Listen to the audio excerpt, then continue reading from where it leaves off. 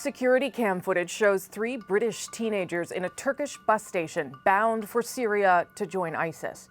Nearly 4 years later, one of them, Shamima Begum, has already lost 2 children to malnutrition and disease.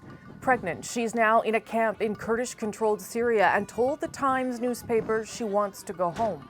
I'm scared that this baby's going to get sick in this camp. That's why I really want to get back to Britain, because I know it will be taken care of. She's not alone. There are thousands of captured foreign ISIS fighters, their wives and children in these camps, including Canadians. ISIS' so-called caliphate has collapsed. Those who left their home countries to join it are now citizens of purgatory. So what happens to the Canadians among them? Diana Swain has been digging into that. There are those who continue to fight, perhaps hoping for either a miracle or martyrdom. But ISIS' hold on Syria has shrunk to scattered pockets of land. As many as 5,000 ISIS fighters and their families are now being held in makeshift prisons in the desert. Some were captured, some surrendered. Many are children who were born into this. CBC News has determined as many as 32 of them are Canadian, such as Mohammed Abdullah Mohammed of Toronto, who says he was captured in a battle in January. I was captured by them after attacking one of their points. Muhammad Ali from Mississauga, who was captured several months ago, and these 2 women, reportedly from Ontario and Alberta, who along with their children gave themselves up last week. The Syrian Democratic Forces have them now. It's the U.S.-backed group of Kurdish fighters who've been battling ISIS. It wants other countries to repatriate their citizens. France has already started moving back dozens of people to be prosecuted at home. We've heard the request. Canada's public safety minister said last week he won't be pressured into a decision. The fact of the matter remains that is a dangerous and dysfunctional part of the world. What remains, too, is the fact that bringing them back presents its own problems.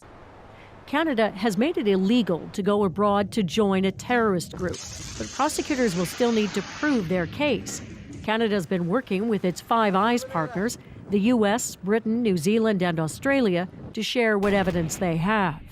But evidence that can be used in a courtroom is often very difficult to get, particularly when it must be derived from a foreign war zone half a world away. Lorne Waldman is an immigration lawyer in Toronto. He says evidence gathered in a battlefield could be easily challenged in court, and just proving someone was in Syria won't be enough. They can't be examined by immigration officers at the border when they come in. They have a right to enter, and there's no legal right for the Canadian government to question them, nor are they under any obligation to answer any questions. Christian Leuprecht is an expert in international security. He believes Canada squandered an opportunity to toughen its laws and make it easier to prosecute those who return. For years, governments of both political stripes had the opportunity to anticipate that we were going to find ourselves in this position, and instead of doing that, we just kind of hoped the issue would go away. But he points out many of the Canadians in custody right now are in fact children and their mothers, and may be better candidates for reintegration. Yet just getting them back to Canada presents a different set of challenges. It's, after all, still a war zone. Leuprecht suspects Canadian forces are already gaming out what it would take to escort the Canadians out of Syria. But imagine, he says, if a highly trained Canadian soldier is injured or killed trying to get a Canadian ISIS member to safety. I think we want to think very carefully about for what purposes we deploy our most highly trained military personnel. It raises the question, does Canada have to do anything? Some people would say they have a duty to give a passport and not to block, but that doesn't necessarily mean they have to pay for their ticket and all these other steps that might be necessary to get the people out.